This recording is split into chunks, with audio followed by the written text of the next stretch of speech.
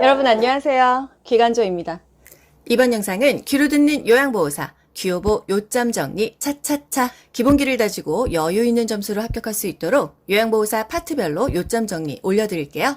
정확하고 빠르게 문제 푸는 연습 꾸준히 하시고요. 귀요보 수시로 들으면서 짜투리 시간 활용하세요. 편하게 듣다 보면 어느새 고득점으로 합격하실 거예요. 여러분 모두 합격 가자. 좋아요 눌러주세요. 요양보호 대상자의 이해 중에서 노년계 특성이 굉장히 중요한데요. 노년계 특성을 알아야 대상자의 특성을 알 수가 있어요. 대상자가 거의 다 노년계이기 때문이죠. 신체적으로, 심리적으로, 사회적으로 특성들이 있는데요. 국가고시에는 심리적인 특성이 가장 많이 나왔습니다. 신체적으로는요, 다 나빠져요. 다 나빠지기 때문에 딱히 시험에 나올 게 없습니다. 세포의 노화, 뼈와 근육이 위축되고 키가 쪼그라들죠? 피와 지방이 감소돼요. 그래서 그냥 뼈 위에 가죽만 있으니까 장기간 누워있으면 욕창 발생 위험이 있다는 거예요. 또 면역 능력이 저하된다.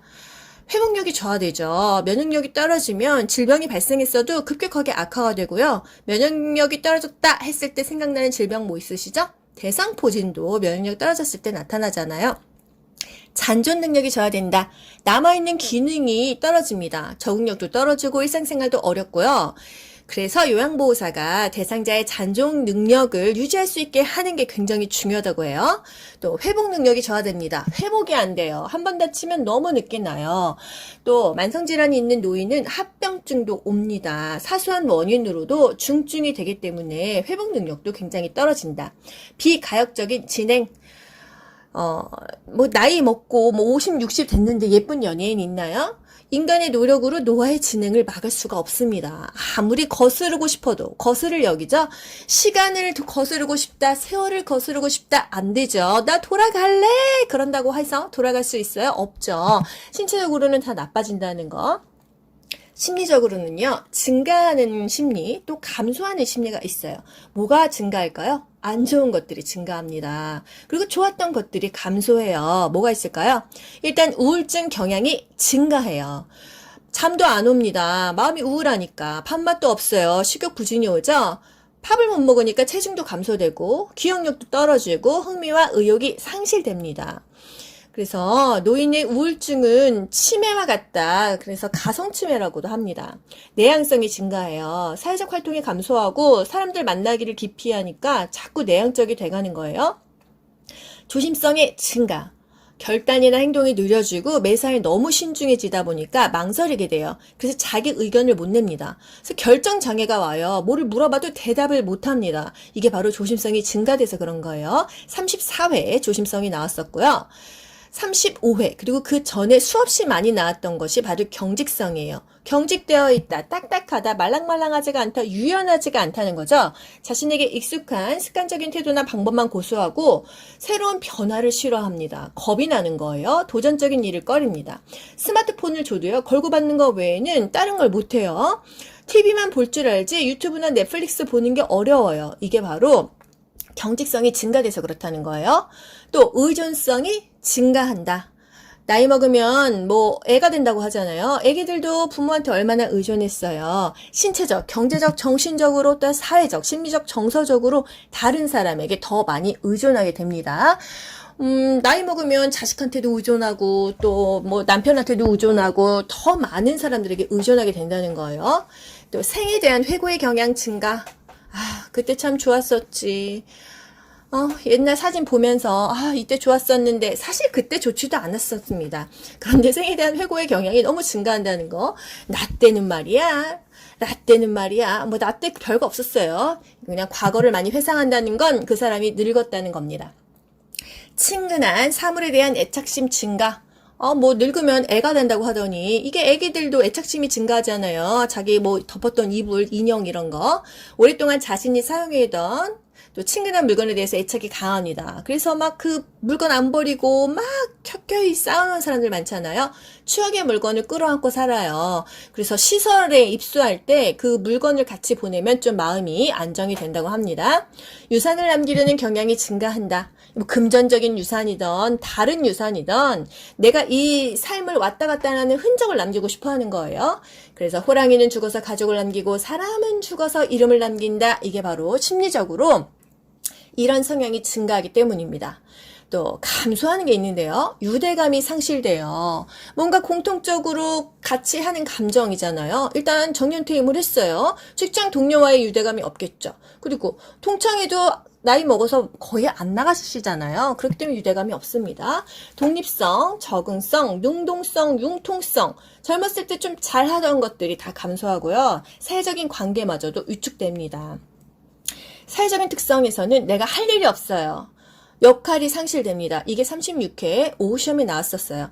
은퇴로 인해서 사회적인 역할도 상실되고 내가 가장으로서의 역할도 상실되고 엄마들은 어릴 때 뭐 자식들 돌보고 학원 보내고 도시락 싸주시고 이러셨는데 이제 그런 역할들이 다 상실되어서 심리적으로 굉장히 위축됩니다. 아, 내가 쓸모없는 인간인가? 내가 할 일이 없어. 굉장히 위축된다는 거예요. 재수 없으면 100세 시대 이런 말 요즘에 많이 있잖아요. 경제적으로 빈곤하다. 노후에 소득도 없어. 그런데 연금도 없어. 경제적 빈곤에 놓이게 되겠죠. 그런데 아프면 또 병원은 가서 병원비는 많이 들어. 경제적으로 굉장히 빈곤하다. 우리나라가요, OECD 국가 중에서 노인 빈곤율 1위라고 해요. 큰일 났어요. 유대감이 상실된다. 심리적으로 감소하기도 하고 또 사회적인 특성에도 포함이 됩니다. 직장을 퇴직했어요. 사회적으로 관계가 줄어들고 유대감 가질 사람이 없어요. 너무 고독하죠. 우울하죠. 어떻게 해야 돼요? 문화센터라도 나가야 되고요. 탑골 공원이라도 나가야 되고 정말 그 정기적으로 노인정이라도 가야 되고 본인이 노력을 해야 됩니다. 댄스라도 배워야겠죠. 또 사회적 관계가 위축됩니다. 뭐 수술도 하고 먹는 약도 많아지면 몸도 안 좋고 사회적인 관계도 부정적이 돼요. 내 몸이 아프고 내가 돈도 없고 내가 이렇게 지금 마음도 쪼그라들어 있으면 사회적으로 누구랑 관계하고 싶지가 않게 돼요. 그래서 모든 마음이 다 쪼그라든다. 몸도 다 뭐 좋지가 않다. 이렇습니다. 그래서 노년기에 이런 특성들이 있기 때문에 화도 잘 내고 좀 이상한 행동들을 많이 하죠. 그래서 이런 대상자를 이해하기 위해서는 이런 특성들이 있구나 우리가 알고 넘어가야 되고요. 대상자뿐만이 아니라 우리 부모님 또는 뭐 형제 자매들도 점점 성격이 이상해지는 경우 많지 않나요? 그래서 나이 먹으면 성질이 더 좋아지는 게 아니라 더 나빠지는 경우가 많더라는 거예요. 이게 이런 특성 때문이라는 거. 그래서 우리는 이런 노인이 되지 않기 위해서 이렇게 또 배우고 있잖아요. 노력해야 합니다. 그래서 이런 자격증이라도 따면서 경직성도 완화시키고 나의 노후에 대해서 준비를 하는 시간이 되어야 되겠습니다. 또 가족관계 변화와 노인 부양 문제에 대해서 볼 건데요. 일단 가족관계가 어때요? 옛날에는 한 집에서 엄마, 아빠, 자식들만 한 방에 다 같이 살고 또 뭐 결혼해서 나가서 살면서 뭐 또 부모님을 모시기도 하고 이랬잖아요. 요즘에는 어떻습니까? 부모님 모시고 사는 집 거의 없어요. 그렇기 때문에 부모 자녀 관계 자체도요. 이제 같은 동네에 살면서 부모님 도와드리거나 보살펴 드리는 경우가 있죠. 이것을 우리 교재에서는 수정 확대 가족이라고 말합니다. 가족은 가족인데 조금 수정되고 더 범위가 확대된 가족이다. 이렇게 이해하시면 되겠죠. 34회, 36회 시험 문제에 나왔었어요. 빈 둥지 증후군. 말 그대로 둥지가 비었어요. 자식들이 결혼해가지고 뭐 취업해가지고 어떻게 이제 가버리게 되면 부부만 남잖아요. 노 부부만 남았습니다. 이게 바로 빈 둥지 증후군이고요. 부모 자녀 관계는 수정 확대 가족 아니면 빈 둥지 증후군을 겪게 된다는 거예요. 그러면 자식들이 다 이제 출가했어. 부부 둘만 남죠. 부부 관계는 어떻게 변하죠? 동반자로 전환이 됩니다. 과거에는 남편이 돈 벌어오고 아내는 살림하고 이런 관계였다고 하면은 이제는 다 퇴임하고 남편도 집에 있잖아요. 같이 밥 해먹고 같이 가사 분담해야 돼요. 융통성 있는 가사를 분담하고 대화도 통해야 되고 공통의 화제나 취미생활이 있어야 되고 하다못해 드라마라도 같이 봐야 돼요.